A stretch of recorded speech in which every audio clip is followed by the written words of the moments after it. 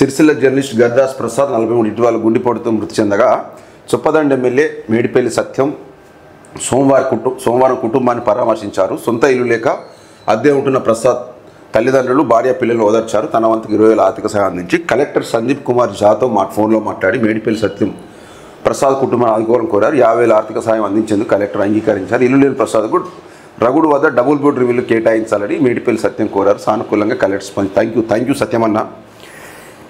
Choppadandi MLA Medipalli సత్యం గారి నుంచి చెప్పాలి. ఒక పేద బిడ్డ, పేద కుటుంబం నుంచి వచ్చిన వ్యక్తి మేడిపల్లి సత్యం సిరిసిల్ల నియోజకవర్గ వాసి. చాలా ఏళ్ళు కష్టపడి 3 సార్లు 4 సార్లు ఓడిపోయి చొప్పదండి ఎమ్మెల్యేగా గెలుపొందిరు అన్న. ఈ సిరిసిల్లలో మా ఒక రిపోర్టర్ ప్రసాద్ గుండెపోటుతో చనిపోతే సత్యం గారిని వచ్చి ఒక 20,000 ఇచ్చి వాళ్ళు ఓదార్చి కలెక్టర్తో మాట్లాడి వాళ్ళు 50,000 ఇప్పిస్తారు మాట ఇచ్చారు.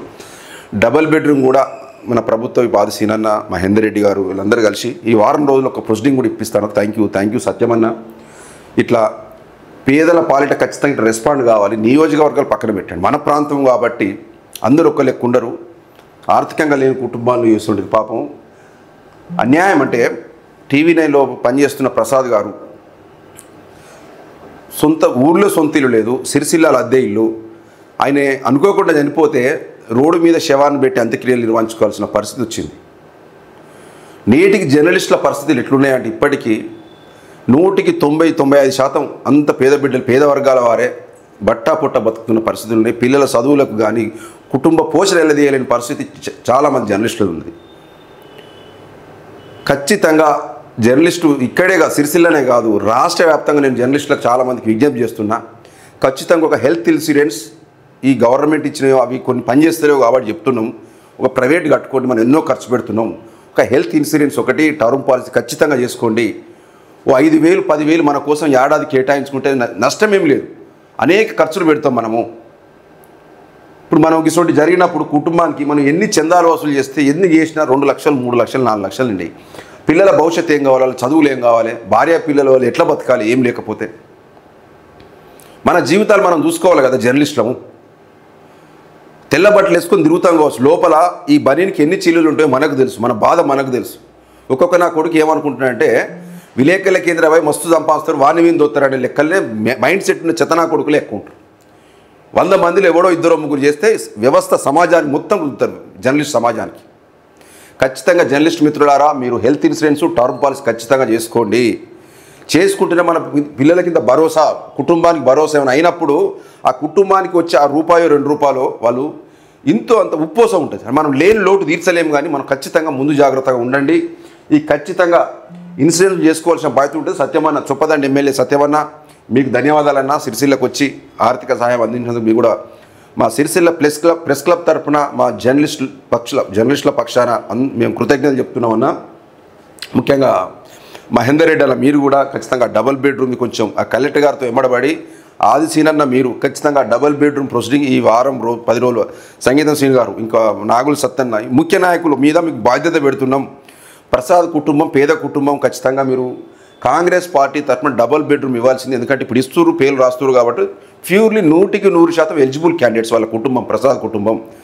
మేము అందుకనే విజయం చేస్తున్నాం. ఖచ్చితంగా ఈ వారం 10 రోజులలో దినకర్మ లోపు వాళ్ళకు డబుల్ బెడ్రూమ్ ఇచ్చే ప్రయత్నం చేయండి అన్న. మా జర్నలిస్టుల పక్షాన మీకు రిక్వెస్ట్ చేస్తున్నాం.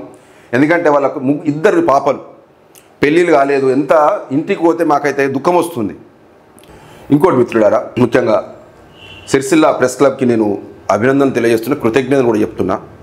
అధ్యక్షుడు జయంత్ గారి ఆధ్వర్యంలో విరాళాల సేకరణ ప్రసాద్ కుటుంబానికి చేస్తున్నారు. నేను కూడా గ్రూప్లో చూస్తున్నా, చాలామంది ప్రతి ఒక్క రిపోర్టరు రెస్పాండ్ అవుతుండు. దగ్గర 1,00,000 దాటినట్టున్నాయి.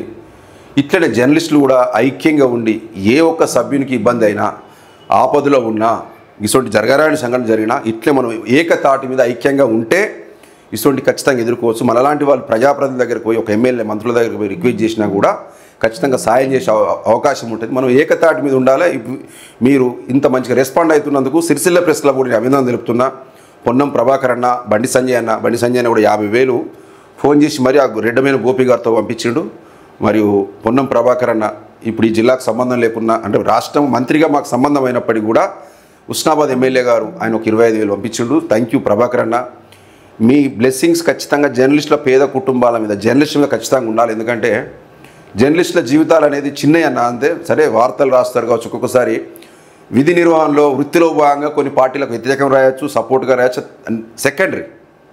కానీ ఖచ్చితంగా ఇటువంటి జరిగినప్పుడు మాత్రం ప్రభుత్వం విధి నిర్వహణ మీరు ఖచ్చితంగా ఆర్థిక సహాయాలు కానీ ప్రభుత్వం తరఫున ఆదుకునే ప్రయత్నం చేస్తే బాగుంటుందని కోరుకుంటున్నా. ఒక మిత్రులారా, ఈరోజు ఇంతటితో మన మార్నింగ్ న్యూస్ క్లోజ్ చేద్దాం.